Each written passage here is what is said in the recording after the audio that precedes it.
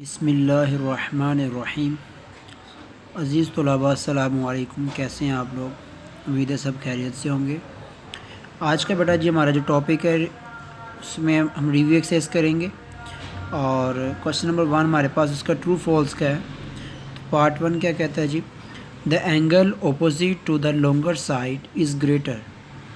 तो angle opposite to the longer side, तो हमने थ्योरम में यही सीखा था कि अगर हमारे पास लॉन्गर साइड का ऑपोजिट एंगल आ जाए तो वो एंगल भी ग्रेटर होता है। ठीक है, अगर स्मॉलर की बात की जाए साइड, तो उसके स्मॉल साइड के ऑपोजिट जो एंगल बनेगा वो स्मॉलर एंगल होगा। ठीक है, तो यहाँ पर उसने यही कहा है the angle opposite to the longer side is greater, तो ग्रेटर होगा यहाँ पर, तो ये हमारे पास क्या हो जाएगा, ये ट्रू हो जाएगा। ठीक है जी, पार्ट 2 में आ जाए। In a right angle triangle greater angle is of 60 degree. अब यहाँ पर देख सकते हैं हम राइट एंगल ट्राइंगल की बात कर रहे हैं, तो राइट एंगल ट्राइंगल में जो ग्रेटर एंगल होता है वो कौन सा है? राइट एंगल होता है जो इक्वल होता है 90 डिग्री के। तो ये हमारे पास क्या हो जाएगा, फॉल्स हो जाएगा जी। थर्ड में आ जाए।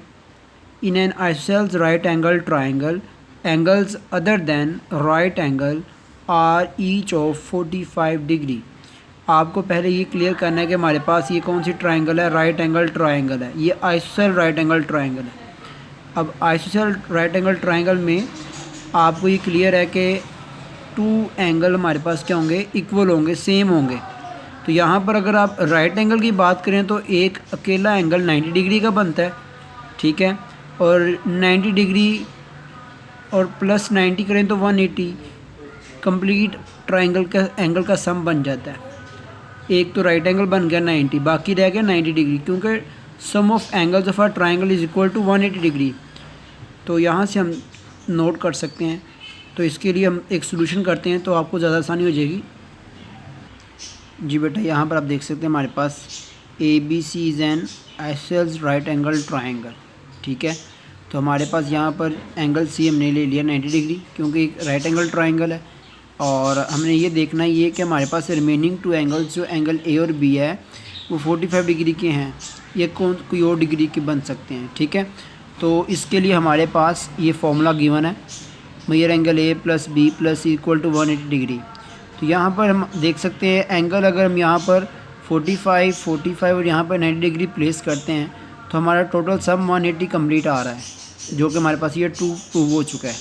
ठीक है, तो यहाँ से हम क्लियर कर सकते हैं कि हमारे पास ये दोनों एंगल्स 45 डिग्री के होंगे, तभी हम इसको आइसोसेल्स राइट एंगल ट्राइंगल कह सकते हैं। ठीक है, अदरवाइज़ और इसकी कोई पॉसिबिलिटी नहीं है।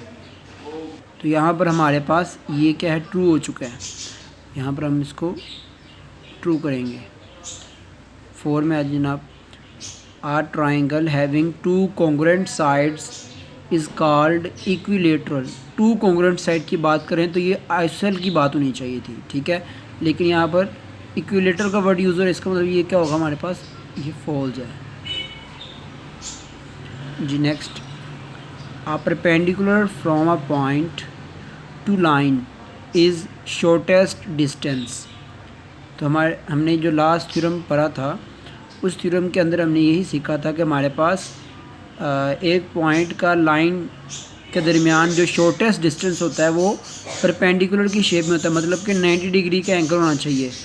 ठीक है, तभी हम मानेंगे ये शॉर्टेस्ट डिस्टेंस है। तो ये हमारे पास ये क्या हो गया, ये ट्रू हो गया है जी। Next, perpendicular to line form an angle of 90 degree.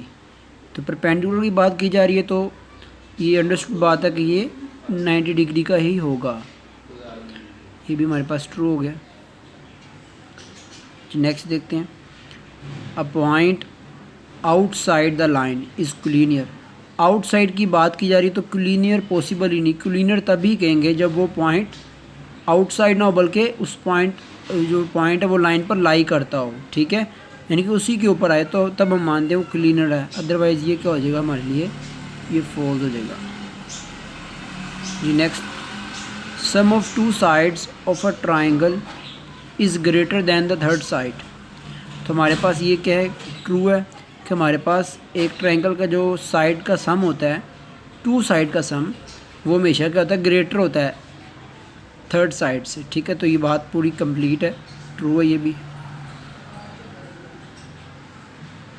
Next, the distance between a line and a point on it is zero, क्योंकि पॉइंट उसी लाइन के ऊपर लाई कर रहा है, ऑन इट की बात की जा रही है। ठीक है, आउटसाइड नहीं है बल्कि उसी के ऊपर है, तो बिटवीन कोई डिस्टेंस है ही नहीं है, तो इसका मतलब क्या हम कहेंगे, उसका डिस्टेंस ज़ीरो है, तो ये भी क्या हो जाएगा, ट्रू हो जाएगा।